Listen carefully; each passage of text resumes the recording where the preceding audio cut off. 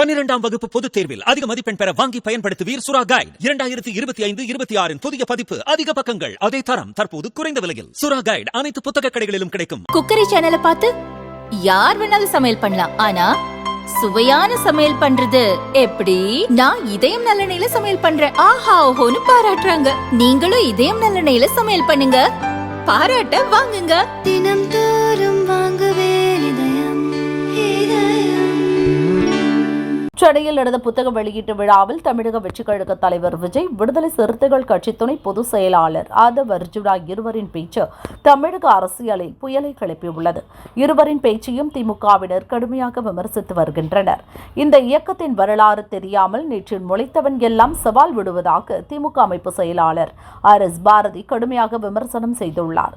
சென்னையில் நடந்த நிகழ்ச்சியில் பேசிய அவர், இந்த கட்சியை எதிர்க்க நினைத்தவன் மண்ணோடு மண்ணாகி போயிருக்கிறான் என்பது வரலாறு. நான் சாபம் விடவில்லை, வரலாற்றை சொல்கிறேன்.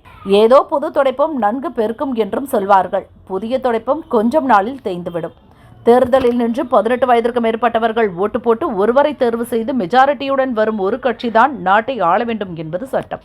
இது கூட தெரியாமல் சில முட்டாள்கள் பேசுகிறார்கள் என்றால் நான் என்ன சொல்வது என்றும் கூறினார். எங்கள் கூட்டணி உறுதியாக இருக்கிறது. அது எந்த விதமான சந்தேகம் யாருக்கும் வர வேண்டியதில்லை. கூட்டணியை எந்த சக்தியாலும் திமுக கூட்டணி கணக்கு மக்கள் மைனஸ் ஆக்குவார்கள் பேசியிருக்காரு நடிகர். ஒரு மைனஸ் ஆகக்கூடாது. கலை உலகிலிருந்து ஒரு மைனஸ் ஆனதுனால தான் இங்க வந்திருக்காங்க.